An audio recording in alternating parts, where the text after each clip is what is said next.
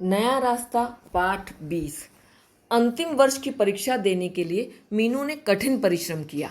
पूरे वर्ष लगन व उत्साहपूर्वक उसने पढ़ाई की। वार्षिक परीक्षा के सभी पेपर बहुत अच्छे हो गए थे। आज उसका अंतिम पेपर था। अंतिम पेपर देने के बाद जब मीनू परीक्षा कक्ष से बाहर आई तो उसे लगा कि मानो आज वह पूर्ण रूप से स्वतंत्र है।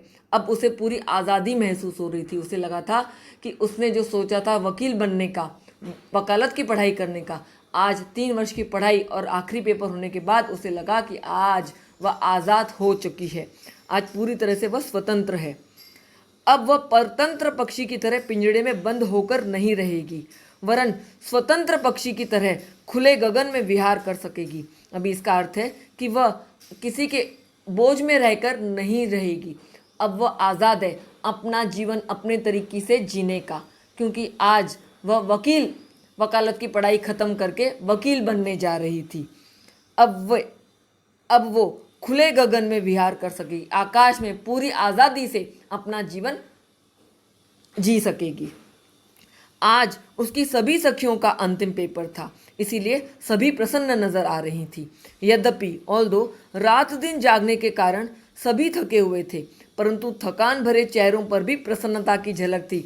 एग्ज़ाम्स ख़त्म हो जाते हैं तो सब थक तो जाते हैं, लेकिन आखिरी एग्ज़ाम है, नेक्स्ट डे पेपर नहीं है, तो इस बात से सबको खुशी होती है कि हमारे एग्ज़ाम्स नहीं है। अब तो हमें आज़ादी मिल चुकी है, आखिरी पेपर हो चुका है, कोर्स ख़त्म हो गया है। मीनू परीक्षा कक्ष के बाहर खड़ी अपनी सखी माया की प्रतीक्षा कर रही थी कि इतने में सामने वाले कक्ष से वह आती दिखाई दी। माया के चेहरे पर भी प्रसन्नता के भाव स्पष्ट दृष्टिगोचर हो रहे थे, मतलब दिखाई दे रहे थे। मीनू का हाथ पकड़ते हुए माया आगे चल दी और मीनू से बोली, मीनू पढ़ते पढ़ते बहुत थक गए हैं, चलो आज पिक्चर देखने चलते हैं। पिक्चर? वैसे मैं सोच रही थी कि आज नीलिमा के पास चली जाती। अरे नीलिमा के पास कल चली जाना, आज पिक्चर चलते हैं ना। ठीक है, आज पिक्चर ही चलते हैं, बहुत दिनों से कोई पिक्चर भी नहीं देखी। मीनू ने माया की बात का समर्थन करते हुए कहा। मीनू, तुम अपने घर मीरापुर कब वापस जा रही हो? माया ने पूछा। 2 दिन बाद, मीनू ने उत्तर दिया। माया, मैंने अपनी माँ को पत्र में लिखा था कि मैं परीक्षा समाप्त होने के 1-2 दिन बाद मीरापुर आऊँगी, क्योंकि एक दिन नीलिमा के पास मिलने के लिए जाना है और दूसरे दिन घर के लिए कुछ सामान खरीदना है। अच्छा है मीनू, हम 2 दिन और साथ रह सकेंगे, फिर तो हम लोग अलग अलग ही हो जाएंगे, न जाने फिर कब मिलना होगा। यह कहते हुए माया के चेहरे पर उदासी का भाव उभर आया। अभी ये प्रश्न भी पूछा जाता है, क्योंकि अभी तक तो वो 3 साल आपस में साथ में पढ़ाई कर रही थी, हॉस्टल में साथ में रहती थी, परंतु आज उनका आखिरी पेपर था। अब वो अलग शहर में रहती, ये अलग शहर में, अब दोनों बिछड़ने वाले थे, दोनों को अपने अपने घर जाना था एग्ज़ाम्स के बाद। तो माया थोड़ी सी उदासी हो गई कि न जाने फिर अपनी सहेलियों से कब मुलाकात हो। बातें करते करते वे अपने हॉस्टल के कमरे तक आ पहुंची। उन्होंने निश्चय किया कि पिक्चर 3 बजे वाले शो में ही देखी जानी चाहिए, जिससे कि हॉस्टल लौटने में रात्रि न हो जाए। उस समय, उन दिनों में रात को देर से लौटना ये अच्छी बात नहीं मानी जाती थी, खास तौर पर लड़कियों के लिए सुरक्षित नहीं माना जाता था, इसलिए वे चाहती थी कि रात को जल्दी ही घर हॉस्टल में लौट आए। दोनों ही रात्रि में जागी हुई थी। पिछली रात तो सारी रात ही बैठकर पड़ी थी। कमरे में जाकर जैसे ही वह पलंग पर बैठी तो उनका दिल हुआ कि वह कुछ समय के लिए सो जाएं। आंखों में नींद भर रही थी। थकान के कारण बदन टूट रहा था, बहुत ज़्यादा पढ़ाई की थी, इतने दिन एग्जाम चल रहे थे तो बहुत मेहनत की थी। लग रहा था कि सो जाएं। मीनू को पलंग पर लेटते ही थोड़ी सी झपकी सी लग गई, उसे थोड़ी सी नींद आ गई, तो माया ने उसे यह कहकर उठा दिया, मीनू पिक्चर का समय हो रहा है, उठकर तैयार हो जाओ। लेटने से शरीर में और भारीपन आ गया था। उसका दिल नहीं चाह रहा था कि वह बिस्तर से उठे। वो चाह रही, अरे इतना अच्छा बिस्तरा मिला है, सो जाऊं, आराम से सो जाऊं, लेकिन पिक्चर का भी प्रोग्राम बन लिया था, इसलिए जाना था। बिस्तर से उठ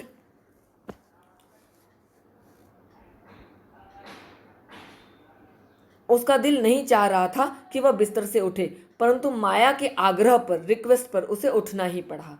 दोनों तैयार होकर पिक्चर देखने चल दी। सिनेमा घर में उन्होंने देखा कि उनके कुछ और सहपाठी जो साथ में पढ़ते हैं, वे भी पिक्चर देखने आए थे। आज सभी अपने को स्वतंत्र अनुभव कर रहे थे, फ्री एक्सपीरियंस कर रहे थे। पिक्चर समाप्त होने पर उन दोनों ने विचार किया कि आज खाना भी बाहर किसी होटल में ही खाना चाहिए। हॉस्टल के भोजनालय में, मेस में तो रोज ही खाना खाते हैं। उन दोनों ने एक होटल में रात्रि का भोजन लिया, बाद में अपने हॉस्टल की ओर चल दी। अब वे दोनों प्रसन्न थी कि उन्हें वापस अपने कमरे में पहुंचने पर पढ़ाई नहीं करनी है। आज वे आराम की नींद सोएंगी। जैसे ही मीनू ने अपने कमरे का ताला खोलने के लिए अपने पर्स से ताली निकाली, ताली यानी कि की, चाबी, सामने से नीलिमा व सुरेंद्र जी आते दिखाई दिए। नीलिमा को देखकर मीनू के चेहरे पर प्रसन्नता बिखर गई। अपनी फ्रेंड को देखकर वो बहुत खुश हो गई। मीनू ने नीलिमा को कुर्सी पर बैठाया और बोली, नीलिमा, आज तुम्हारे घर आने की सोच रही थी, परंतु आज हमारा पिक्चर का प्रोग्राम बन गया। अब मैं कल जरूर आती तुम्हारे घर। मीनू, मैं तो पहले ही तुम्हारे पास आ गई होती। अब यहाँ पे नीलिमा और सुरेंद्र खास अमित का संदेश लेकर आए हैं मीनू को सुनाने के लिए कि किस तरह से अमित का एक्सीडेंट हो गया, अमित दुर्घटनाग्रस्त हो गया, उसकी हालत नाजुक है, वह मरणासन स्थिति में है, वह सीरियस है और उसका संदेश देने ही, और अमित चाहता था कि मरने से पहले वह मीनू से मिलकर अपने दिल का सारा हाल बताए, सारी गलतफहमियां दूर करे। मीनू, मैं तो पहले ही तुम्हारे पास आ गई होती, परंतु इसलिए नहीं आई क्योंकि मेरे आने पे तुम्हारी पढ़ाई में विघ्न पड़ता, रुकावट होती। वैसे तो मैं यहाँ बहुत देर से तुम्हारी प्रतीक्षा कर रही थी। सुरेंद्र जी को कुछ उदास देखकर मीनू से न रहा गया।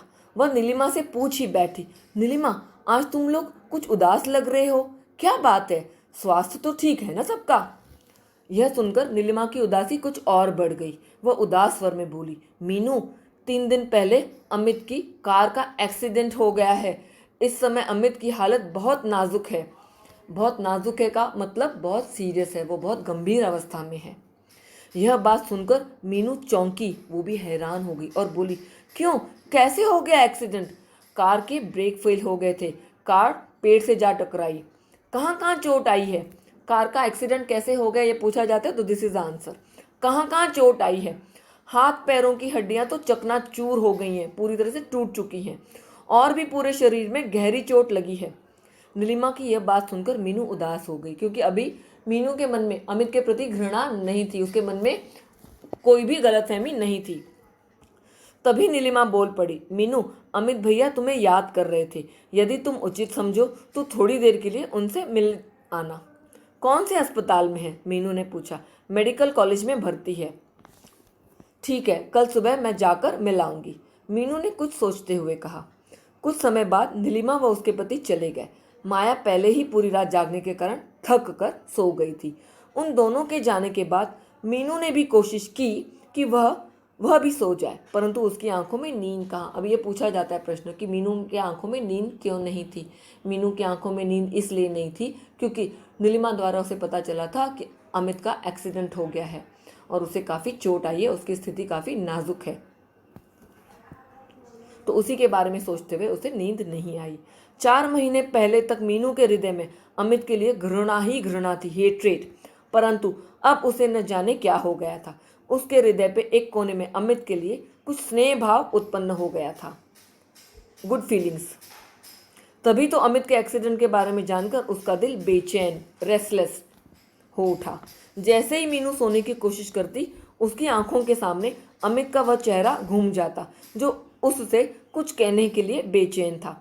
उसके वे नेत्र जो अपनी मूक भाषा में, मतलब बात ना करते हुए भी सब कुछ कह देते हैं, मतलब आंखें जो है कभी कभी आपका दिल का हाल बता देती हैं। उसके वे नेत्र जो अपनी मूक भाषा में कहना चाहते थे कि वह निर्दोष है, उसने कोई दोष नहीं किया था, उसकी गलती नहीं थी। रात भर मीनू इस तरह बेचैनी में करवटें बदलती रही। कभी झपकी लग जाती तो कभी चौंक कर आंखें खुलती हैरान होकर, और उसके सामने अमित का वह चेहरा घूम जाता। प्रातः अर्ली मॉर्निंग होते ही वह तैयार होकर अमित से मिलने चली गई। मेडिकल कॉलेज पहुंचने पर उसे पता चला कि 10 बजे से पहले मरीजों से मिलना वर्जित है, मतलब it is not allowed to meet patients. 10 बजे से पहले आप नहीं मिल सकते। तभी उसकी नज़र अपनी कलाई घड़ी पर, रिस्ट वॉच पर पड़ी। उस समय 9 ही बजे थे। अब वो यहाँ पर पहुँच गई तो वो बहुत बेचैन महसूस करने लगी। क्योंकि वह अमित से तुरंत मिलना चाहती थी। लेकिन जब वो 9 बजे पहुंची तो अस्पताल जाने पर ही उसे पता चला before 10 o'clock you can't meet patient. तो उसे 1 घंटा वहाँ पे रुकना पड़ा। वो 1 घंटा उसने कैसे बिताया ये भी प्रश्न पूछा जाता है। 1 घंटे का समय कहाँ व्यतीत करे उसके कुछ समझ में नहीं आ रहा था। तभी उसने एक पत्रिका खरीदी, मैगजीन, और पास में पड़ी एक बेंच पर बैठकर पढ़ने लगी। हर 10 मिनट के बाद उसकी नज़र घड़ी पर चली जाती। हर 10 मिनट्स में वो देखती, अरे अभी अभी और टाइम है, अरे अभी और टाइम है, अभी और टाइम है। तो वो बहुत रेस्टलेस महसूस कर रही थी, बेचैन। वो चाह रही थी कि ये घंटा जल्दी से समाप्त हो और वो तुरंत जाके अमित से मिले। एक एक पल काटना कठिन हो रहा था। जैसे ही घड़ी ने 10 बजाए, मीनू वहां से उठ खड़ी हुई और अमित के कमरे की ओर चल दी। उसने धीरे से दरवाजा खोलकर कमरे में प्रवेश किया। उस समय अमित अकेला पलंग पर लेटा था। मीनू को देखकर अमित के उदास मुरझाए चेहरे पर प्रसन्नता की एक लहर दिखाई पड़ी। जैसे ही उसने मीनू को देखा वो बहुत खुश हो गया। अभी यह प्रश्न पूछा जाता है कि अमित के उदास चेहरे पर प्रसन्नता क्यों दिखाई पड़ी? क्योंकि मीनू उससे मिलने आई थी और वो काफ़ी दिनों से मीनू से मिलकर बात करना चाहता था, अपने बारे में बताना चाहता था, गलतफहमियां दूर करना चाहता था, माफ़ी मांगना चाहता था, उसे अपनी गलतियों का पश्चाताप था। ये सारी बातें, अपने दिल के सारा हाल वो मीनू को बता देना चाहता था। इसलिए मीनू को देखकर वो बहुत खुश हो गया। मीनू पास में पड़े स्टूल पर बैठ गई। कुछ क्षण तक वह चुपचाप बैठी रही। उसकी समझ में नहीं आ रहा था कि वह किस तरह से बात करनी शुरू करे। अभी पहली बार उसका आमना सामना हो रहा था मीनू का। पहली बार जब शादी के लिए देखने आया था अमित तभी, और अब पहली बार वह उससे बात करने वाली थी। तभी उसे भी थोड़ी सी हेजिटेशन महसूस हो रही थी, हिचकिचाहट महसूस हो रही थी। तभी मीनू के मुंह से ये शब्द निकले, अब आपकी तबीयत कैसी है? ठीक नहीं है, अमित ने बहुत दबी आवाज में कहा। यह सब कैसे हो गया? मीनू ने पूछा। मैंने जो पाप किए थे उनका फल मिला है मुझे। यह कैसी बात करते हैं आप? मीनू ने अमित को चुप करते हुए कहा। नहीं मीनू, मैंने तुम्हारी भावनाओं को ठेस पहुंचाई है। अपनी नासमझी के कारण तुम्हें बहुत परेशान किया। मीनू, मैं जानता हूं कि तुम्हारे दिल में मेरे लिए बहुत घृणा है। मैंने कई बार कोशिश की कि तुमसे सारी बात स्पष्ट कर दूं, परंतु दुर्भाग्यवश ऐसा मौका ही कहाँ मिला। अब अमित जो है सारे मन की बात बताना चाहता है, मीनू को बता देना चाहता है कि मेरे कारण ही तुम दुखी हो गई हो, तुम्हें हीन भावना से गुजरना पड़ा, तुम्हें लोगों के कटाक्षपूर्ण बातें सुननी पड़ी और मेरे कारण ही तुम्हें इतनी पीड़ा पहुंची, तुम्हारे दिल को ठेस पहुंची है, तो मैंने तुम्हें धोखा दिया है। अभी आपकी तबीयत ठीक नहीं है, आप आराम कीजिए। मीनू उसे चुप कराने की कोशिश करती, परंतु अमित जैसे उसे सब कुछ बताने के लिए बेचैन था, क्योंकि अमित को पता था न जाने वो ठीक हो पाएगा या नहीं ठीक हो पाएगा। अब मौका मिला है तो सारे मन की बातें वो मीनू को स्पष्ट कर देना चाहता था। उसके मन में जो भी बातें थी, मीनू के प्रति जो भी फीलिंग्स थी, जो भी भावनाएं थी, वो सब का स्पष्टीकरण कर देना चाहता था। नहीं मीनू, आज मुझे बहुत दिनों बाद तुमसे बात करने का अवसर मिला है, चांस मिला है, मौका मिला है। न जाने फिर कभी ऐसा अवसर मिले या ना मिले, इसलिए मैं अपने दिल की सारी बात आज तुम्हें बता देना चाहता हूँ। मीनू, जिस दिन मैंने तुम्हें पहली बार देखा था तो मुझे लगा कि तुम ही मेरे अरमानों की मंजिल हो। मैं तुम्हें हमेशा के लिए पा लेना चाहता था, परंतु वापस मेरठ आने पर परिस्थितियों ने कुछ ऐसा मोड़ लिया कि मैं एक ऐसे भंवर में फंस गया कि जिससे आज तक नहीं निकल पाया हूँ। जब तुम्हें देखकर हम घर पहुंचे तो देखा कि मेरठ के एक बहुत प्रतिष्ठित वह धनी व्यक्ति अपनी लड़की का रिश्ता लेकर आए हुए थे। मैं नहीं चाहता था कि उस लड़की से मेरी शादी हो, परंतु मैं अपने माता पिता के सामने बोल न सका। शायद यही मेरी सबसे बड़ी भूल थी। अब अमित अपने दिल की सारी बातें मीनू को बता देना चाहता है कि तुम ही मेरे अरमान की मंजिल हो। मतलब कि जिस तरह की लड़की मैं चाहता था, ऐसी लड़की मैं चाहता था जिसमें सारे गुण हो जो तुम्हारे में थे। तुम हर तरह से गुणी थी, कुशाग्र बुद्धि थी, पढ़ी लिखी थी, सर्वगुण संपन्न थी और संयुक्त परिवार में रहना चाहती थी। तो ऐसे ही लड़की मेरे अरमानों की मंजिल थी। ऐसी ही लड़की को मैं पा लेना चाहता था, ऐसी ही लड़की से मैं शादी करना चाहता था। परंतु इसके बावजूद, तुम्हारे में सब गुण होने के बावजूद मेरे माता पिता के कारण ये रिश्ता न हो सका और तुमसे रिश्ता मुझे तोड़ना पड़ा। सरिता के कारण मेरा तुमसे रिश्ता न हो पाया। लेकिन अगर मैं उस समय अपने माता पिता से खुलकर बात करता, उन्हें स्पष्टीकरण दे देता कि मुझे मीनू ही पसंद है, मुझे सरिता पसंद नहीं है, अगर मैं साफ शब्दों में अपने माता पिता को कह देता, दृढ़ निश्चय रखकर, मन में आत्मविश्वास रखकर अगर मैं बात करता, तो शायद मेरे से ये भूल ना होती। परंतु मेरे ही कारण तुम्हें इन सारी बातों से, इन सारी यातनाओं से गुजरना पड़ा। उसके साथ मेरा रिश्ता तो हो गया, परंतु शादी न हो सकी। ये भी मोस्ट इंपॉर्टेंट अवतरण पूछा जाता है। This whole page is most important. परंतु उसके साथ मेरी शादी न हो सकी, मतलब कि सरिता के घर वालों ने कुछ ऐसे, शादी के पहले कुछ ऐसे शर्तें रख दी जो कि मुझे भी मंजूर नहीं थी और मेरे माता पिता को, इसलिए मेरी शादी उसके साथ न हो सकी। ईश्वर ने भी इसमें कुछ भलाई की है, ये भी इंपॉर्टेंट है। ईश्वर ने भी इसमें कुछ भलाई की थी। वैसे भी मैं सरिता से शादी करना ही नहीं चाहता था और खुद उन्होंने ऐसे कुछ तीखे शब्द कहे थे, ऐसी बातें कही थी जिसके कारण रिश्ता अपने आप ही टूट गया था और मैं वैसे भी उससे शादी नहीं करना चाहता था।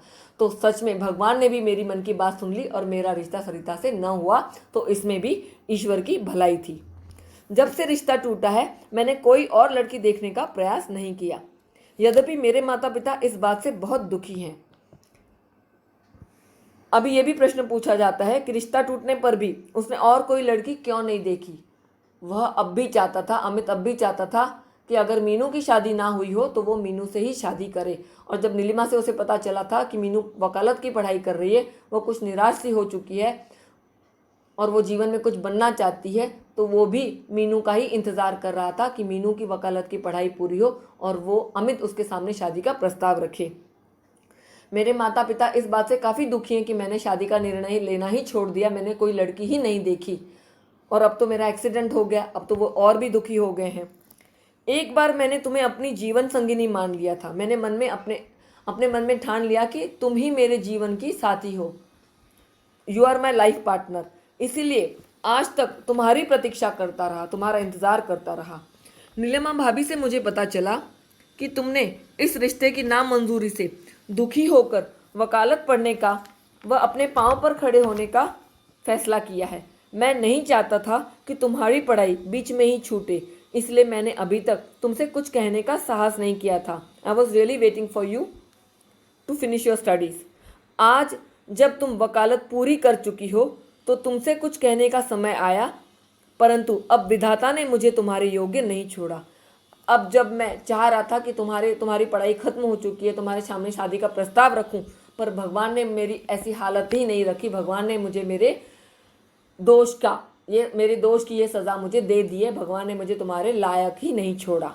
अमित को रोता देखकर, उसकी बातों से भाव विभोर होकर, उसकी भावनाओं में बहकर मीनू भी बहुत उदास हो गई। उसकी आंखों में भी जैसे आंसू आने लगे। उसे अमित की दिल की बात सुनकर उसकी मन की भावनाएं भी बहुत ज़्यादा दुखी हो गई। मीनू की भावनाएं भी बहुत ज़्यादा प्रभावित हो गई। अमित ने अपने ऊपर नियंत्रण रखकर फिर बोलना शुरू किया। उसने कंट्रोल किया, रोना को कंट्रोल किया, फिर बोलना शुरू किया। मीनू, मैंने तुम्हें यहाँ इसलिए बुलाया था कि एक बार मैं तुम्हें अपने दिल की बात बता दूं, जिससे तुम मेरे अपराध को क्षमा कर सको, मैंने जो गलतियाँ की उसकी माफ़ी दे सको। वैसे मेरे अपराध की सज़ा मुझे ईश्वर ने दे दी है। ऐसा एक्सीडेंट करके, मेरी ऐसी स्थिति करके उसने मुझे सज़ा दे ही दी है। अब मैं चाहता हूँ कि तुम मुझे क्षमा कर दो। यह बात करते करते अमित के नेत्रों से, उसकी आंखों से भी आंसू बहने लगे। जल उमड़ पड़ा, यानी कि वो रोने लगा। अमित के नेत्रों में आंसू देखकर मीनू का दिल भी भर आया, उसे भी बड़ा दुख हुआ। वह भाव विभोर होकर, भावनाओं में बहकर बोली, अमित, भाग्य ने हमारे साथ धोखा किया है। मोस्ट इंपॉर्टेंट प्रश्न, भाग्य ने अमित और मीनू के साथ कैसा धोखा किया था? भाग्य ने अमित और मीनू के साथ धोखा किया था। पहले जब अमित मीनू से शादी करना चाहता था, तब शादी सरिता के कारण उसका रिश्ता नहीं हो पा रहा था, और जब सरिता के यहाँ से रिश्ता टूटा और वो मीनू के सामने शादी का प्रस्ताव रखना चाहता था, तब उसका दुर्भाग्यवश एक्सीडेंट हो गया, वो दुर्घटनाग्रस्त हो गया। उसकी ऐसी स्थिति नहीं रही कि वह मीनू के सामने शादी का प्रस्ताव रख पाता। और जब मीनू की गलतफहमियां दूर हुई अमित के प्रति, वो भी, उसकी भी सारी नाराजगी, उसकी भी जब घृणा खत्म हो गई अमित के प्रति, वो भी चाहती थी कि अमित अगर उससे शादी करना चाहता है तो वो भी अमित से शादी करेगी। लेकिन अब अमित की ऐसी दशा ही नहीं है, अमित ऐसी स्थिति में ही नहीं है कि वह उससे शादी कर सके। तो भाग्य ने सचमुच उन दोनों के साथ बड़ा खेल खेला था, बड़ा धोखा किया था। इसमें तुम्हारा भी कोई दोष नहीं है आज। और जहाँ तक क्षमा करने की बात है, जब तुमने कोई अपराध ही नहीं किया तो क्षमा किस बात की। अब देखो मीनू कितना बड़ा दिल रखती है। उसे जब सच्चाई पता चलती है कि अमित की सच में गलती नहीं थी, उसके माता पिता के कारण ही रिश्ता टूटा था और वो अभी तक उसका ही इंतज़ार कर रहा था, वो उसकी पढ़ाई खत्म होने का इंतज़ार कर रहा था ताकि वो उसके सामने शादी का प्रस्ताव रखे, परंतु ऐसा मौका ही भगवान ने उन्हें नहीं दिया। मीनू, मैं इस समय मृत्युशैया पर पड़ा हूँ, मरणासन स्थिति, डेथ बेड पर पड़ा हूँ। न जाने कितने दिन की जिंदगी और है, परंतु जब तक मुझे क्षमा नहीं करोगी तब तक मैं चैन से मर भी ना सकूंगा। ये शब्द मीनू के हृदय को बेचैन कर गए। वह बोली, नहीं अमित, ऐसा न कहो, तुम्हें कुछ नहीं होगा, ईश्वर की कृपा से तुम ठीक हो जाओगे। तभी अमित ने गहरी सांस ली और उदास स्वर में बोला, यदि मैं ठीक हो भी जाऊंगा तो भी पूर्ण रूप से ठीक नहीं हो सकूंगा। मतलब उसे इतनी ज्यादा चोटें आई थी तो उसे भरोसा ही नहीं था कि वो पूर्ण स्वस्थ हो पाएगा। देखो, दोनों हाथों और दोनों पैरों पर प्लास्टर चढ़ा है, हाथों और पैरों की हड्डियां चूर चूर हो गई हैं। इस दशा में मैं पूरी तरह से स्वस्थ हो सकता हूं? उसकी स्थिति यह है। पूछा जाता है प्रश्न, अमित की स्थिति का वर्णन कीजिए कि दोनों हाथों पैरों पर प्लास्टर लगा है, पैरों की हड्डियां, हाथों पैरों की हड्डियां चकनाचूर हो गई है, पता नहीं वो ठीक हो पाएगा या नहीं, और भी ज्यादा गहरी चोट आई थी पूरे शरीर पर। तभी अमित की माताजी ने कमरे में प्रवेश किया। मीनू को उन्होंने 3 वर्ष के बाद देखा था, इसलिए वह पूरी तरह पहचान न सकी। उन्हें आभास हो रहा था, उन्हें थोड़ा थोड़ा लग रहा था कि शायद उस लड़की को उन्होंने पहले कभी देखा है। उन्हें आभास हो रहा था कि वह उस लड़की को पहले भी कहीं देख चुकी है। तभी मीनू ने उन्हें नमस्कार किया और अमित ने मीनू का यह कहते हुए परिचय कराया, मम्मी, यह मीरापुर वाली मीनू है। अच्छा मीनू, माँ ने उसे पहचानते हुए कहा। अब उन्हें याद आ गया। बेटी, आजकल क्या तुम मेरठ में ही रह रही हो? हाँ आंटी, मैं यहीं वकालत की पढ़ाई कर रही हूँ। वैसे अब तीसरे वर्ष की परीक्षा दे चुकी हूँ। परीक्षा फल आना रह गया, रिजल्ट आना रह गया है। बेटी, मेरे अमित पर तो न जाने कौन सी घड़ी आई है जो उसकी यह हालत हो गई है। यह कहते कहते उनकी आंखों में भी आंसू आ गए। आंटी, आप चिंता न करें, अमित बिल्कुल ठीक हो जाएंगे। यह कहकर मीनू अपने स्टूल से उठ गई। अमित को इस हालत में देखकर मीनू के हृदय में उसके प्रति प्यार व दया की भावना उमड़ पड़ी। उसका मन हुआ कि काश वह भी थोड़ी देर वहां और रुक पाती, उससे बातें कर पाती, उसके दिल का हाल और सुन पाती, अपने मन की कुछ कह पाती। लेकिन उसकी मम्मी भी आ गई थी और वह कुछ समय अमित के पास रहकर उसकी सेवा कर सकती। आज मीनू को आभास हो रहा था कि अमित का और उसका न जाने कितना पुराना रिश्ता है, परंतु क्या उसका यहाँ रहना उचित होगा इस समय? अनेक विचार उसके मस्तिष्क में घूमने लगे। अंत में उसने चलने का ही निर्णय लिया। उसे लगा कि सच में यहाँ ठहरना, अमित और मीनू का आपस में तो ऑफिशियली तो कोई रिश्ता था नहीं, तो क्या ऐसी हालत में क्या माँ के सामने भी अमित से बातें करना ठीक होगा? आखिर उसने सोचा कि नहीं, ये ठीक नहीं होगा। उस समय में लड़की बिना किसी रिलेशन से लड़कों से आज़ादी से बात नहीं कर पाती थी, इसलिए उसने भी सोचा कि यहाँ से अभी उठ जाए और घर चली जाए। चलने के लिए वह जैसे ही खड़ी हुई, अमित का चेहरा उदास हो गया। शायद वह भी यही चाहता था कि मीनू कुछ समय उसके पास बैठती, परंतु उसके अंदर इतना साहस कहाँ था कि वह उससे अपने पास बैठने के लिए कहता। अमित भी किस हक से, किस रिश्ते से मीनू को रुकने के लिए कहता? उसके पास भी साहस नहीं था। उसने इतनी गलतियां की थी कि वो मीनू को अपना हक नहीं जता पा रहा था कि उसका उस पर कोई अधिकार है। कोई अधिकार नहीं है, उसका और मीनू का कोई रिश्ता था ही नहीं, इसलिए वह भी उससे कुछ न कह सका। परंतु उसके अंदर इतना साहस कहाँ था कि वह उससे अपने पास बैठने के लिए कहता। अमित के उदास नेत्रों के वे भाव मीनू के हृदय में उतर गए।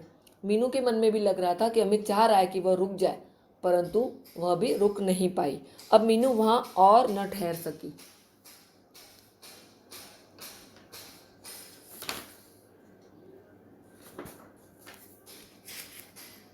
इस पाठ के आधार पर अमित की चारित्रिक विशेषताएं पूछी जाती है। तो अमित एक आज्ञाकारी बेटा है, वह ईमानदार है, वह सहृदयी है, अच्छे हृदय का है, वह किसी को भी धोखा नहीं देता, वह दूसरों की भावनाओं की कद्र करता है, इसलिए वह मीनू से अपनी गलतियों की माफ़ी मांगता है, उसे पश्चाताप होता है, वह दूसरों की भावनाओं की कद्र करता है, वह भली भांति जानता है दूसरे के मन की पीड़ा, उनके दुख, इसीलिए वह ऐसी अपनी गलतियों की माफ़ी मांगना चाहता है मीनू से, क्योंकि उसे भली भांति पता था कि उसी के कारण मीनू उदास हो चुकी थी। अभी इस पाठ के आधार पर मीनू की चारित्रिक विशेषताएं भी पूछी जाती है। मीनू समझदार, भावनाओं से ओतप्रोत, परिपक्व, और मीनू आसानी से अमित को माफ़ कर देती है, क्योंकि उसे भली भांति पता चल जाता है कि अमित की कोई गलती नहीं थी। वह बड़प्पन दिखाती है, उसके मन में उदारता की भावना है,